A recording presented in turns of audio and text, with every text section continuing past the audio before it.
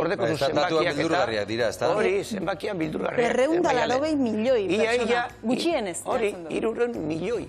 Eta esaliken gaur egun, depresioa, joango diela pizkanaka desagertzen, segur gizartean gure aurrera pausoak eta horrelakoak dira, ez kontrakoak ikusi dugu, batez be, mende honetan, gure ugaritasuna hauzi indoala. Eta ez bakarrik hasi, biztanleak ikusita, esaten dugu, 105 izan badira hasieran gutxikora beran mende honetan, ja 5, 6, 7 eta emakumeak bikostu egiten dira, eta ez bakarrik hori, baiter ikusten dugu nagusia 80 urtetik gora direla 120 gutxikora bera. Orduen horri zenbakia beti moduzku zer pentsatu, zer gertatzen da nor. Eta, Bidal, zein dira orduan depresioa sortzen duten faktore nagusia? Hori da. Pista batzuk eman dituzu? Pista batzuk eman dugu, eta horri tira, batez be, sarritan esaten dozkune da pertsoneak, sortzen dala horrelako gaixotasun mentala. Eta esango dugu, ez, guazen apurbet sakontzen.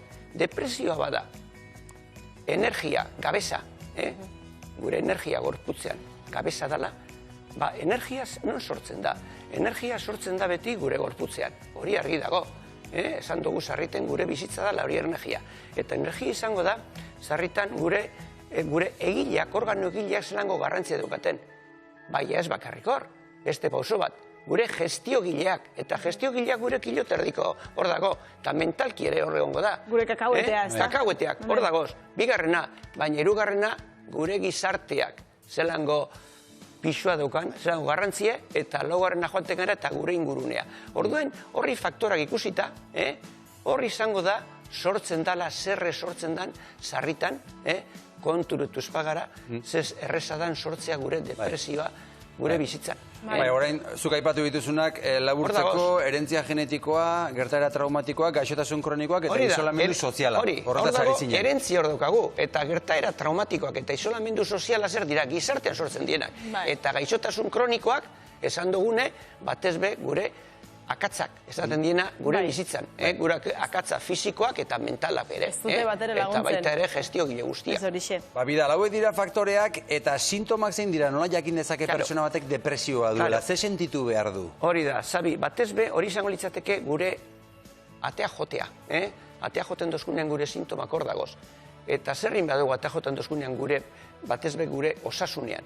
Deukagune da beti argita garbi, zan behar dugu beti profesionalen gana, joan zertarako diagnostikatzeko eta tratamendua emateko. Eta esan duzun, Sabi, etorrik aldapa eroroi deia zeintzuk izango dira. Begiratu hor daukaguz. Batez behar daukagu holako kopuru bostekoa. Ze gutxienez, 5 sortu behar dira. Ze pentsamendu negatiboak, hori pentsamendu negatiboak osartzen dira bi. Derrigor izango dutela depresio izateko. Eta zer izango dira? Begiratu tristura, eguneko tristura ez dala kentzen, eta ez bakarri tristura, esaten dana placer gabeza, ez dugu ezerekin inondik eta inora disfrutatzen. Horri deialdi biak hor dago, derrigor izan badute, baina beste 3 gehiago behar dira.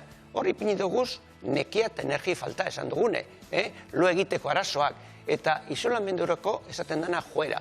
Baina, dagoz, hor txanda jarraitu, eta esango dira horrelako beste 30 posible dira, baina behar dire derrigorrez 5. Eta izango dira, ez bakarrik lo egitea, arazoa daukagune, gozerik ez daukagula, sarritan joaten gara eta zu, zaten dutzunean sarritan libido gabe, beti gure bizitza hor gelditzen da, isolamendua sortzen gara eta hor, beti bakardadean pertsona bat daukanean, jarraituten du horrega dinamika horretan, eta hor daukagu gure diagnostiko eginda profesional batekin. Eta depresiotik ateratzea ez da erreza? Claro, ez dala erreza. Baina gomendioren bat emango zenuke? Claro, baina begiratu batez be, inbea dugune da beti ilusioarekin eta itxaropena jenteari. Zebatu esaten dute, depresioa betirako izango da. Ez da horrela, eta hori argita garbi, gezurra, dudabarik. Pentsatu behar dugune da beti joan begarala, batez be, tratamentua profesionalaren gana. Esan dugune, eta horre tratamentuak izango die, lau mototakoak. Sarritan, gure tratamentu esaten diena antidepresiboa sortzen dienak. Baina beste batzutan, fizikoki bada gure kaltegarritasuna, sarritan, hormona batzuk, behar badoguz eta kaltegarritasuna hor dago, ere. 3. bagoaz da bainogu, zer inbea dozku, lagundu mentalkinok, psikologoa, psikoterapiarekin lagunduko dozku.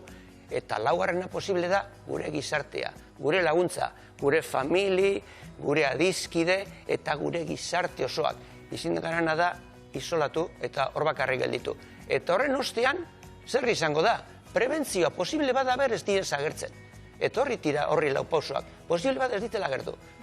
Hitz egin eta sentimentuak azalaretu, atera. Eta horretarako behar dugune norbait inguruan, zertarako, entzuteko, ikusteko eta laguntzeko, eta gero ostean joango gara beste toki guztietatik. Baina horrik izango dira. Estres egoerak saiestu, ariketa fisikoa egin. Ez itxi, bizitza izaten gure bizimodu, esaten dena osasuntzua, beti esaten dugune.